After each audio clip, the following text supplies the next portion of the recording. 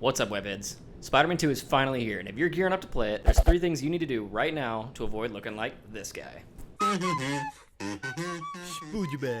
Well, I actually just thought of something else. So, while you're at it, stay till the end, and I'll talk about it too. Combat.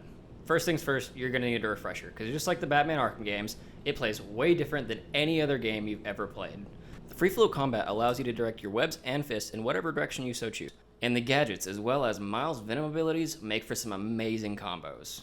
Personally, I'm a huge fan of Peter's web bomb combined with a concussion blast to immediately take out large groups of enemies. Now, Miles has a similar combo. You can use his gravity well combined with either the Venom punch or the Venom smash. However, it's not nearly as effective. It doesn't have nearly as high of a ratio of actually taking out enemies. It's a good way to deal lots of damage, but as far as actually incapacitating the enemies and taking them out of combat, not nearly as good. Feel like you're sorely outnumbered? Both Peter and Miles have great gadget options to be able to give you an extra hand in combat. Now, Peter's is a little bit more long range versus Miles, where he's got more up close and personal holo drones. Don't like being in the thick of it? Well, you've got 2 options then. You can either hide, or you can make sure you're never in the thick of it to begin with. Now, as far as retreating, Peter doesn't really have a whole bunch of options. Miles, on the other hand, does have the broken ability to turn invisible. Now, while Miles does have the upper hand in retreating, both spiders do have the ability to go into combat with stealth tactics. Now, stealth is almost always a great option. Whenever you're in stealth,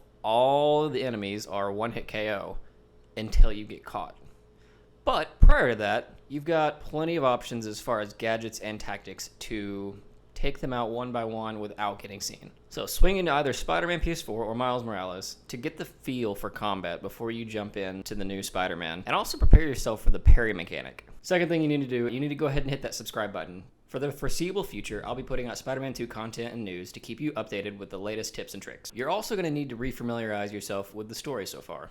Now, I know that Insomniac put that refresher video for the story out, but in my opinion, it was a little lacking, so here's my story breakdown. Ready? Go. Spider-Man takes down Wilson Fisk. The demons show up looking for a file on Devil's Breath. We beat Shocker twice. Spider-Man gets saved by a random cop. Peter Parker gets evicted. That cop gets killed. Turns out that cop wasn't so random, and it's Miles Morales' dad. An international mercenary group shows up funded by the mayor.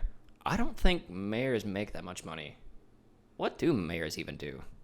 Aunt May's boss is the leader of the demons. Spider-Man does some B&E and finds out Devil's Breath is supposed to be good, but isn't. Devil's Breath gets stolen by the demons. Spider-Man defeats Mr. Negative, tries to do the train thing. Peter's boss is Doc Ock. Maybe it runs in the family. Demon's breath is stolen. Again. Doc Ock assembles the Sinister Six, releases Devil's Breath, and an entire prison's worth of inmates. Spider-Man defeats everyone, then lets Aunt May die.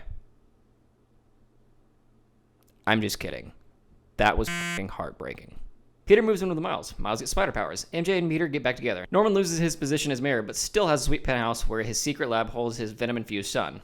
Black Cat comes home. Hammerhead tries to take over the mob, pretty successfully. He uses Project Olympus. Yuri goes rogue and almost kills him. Yuri gets put on leave. Silver Sable shows back up to get the stuff Hammerhead stole. Hammerhead almost kills Spider-Man and adult naps Sable. Spider-Man saves her and they take down Hammerhead.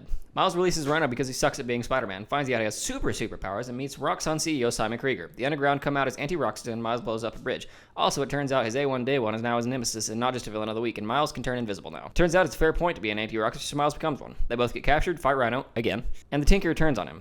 Rio Morales discovers that Miles is Spider-Man. Miles fights the power, he wins. Miles fights the Tinker, he wins. And then he lets her die.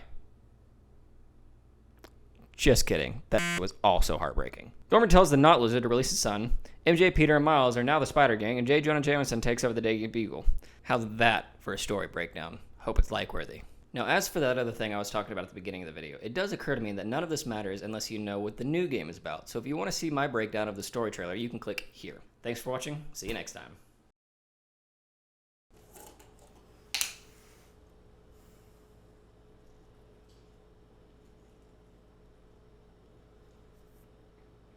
Oh man, you got chunky peanut butter?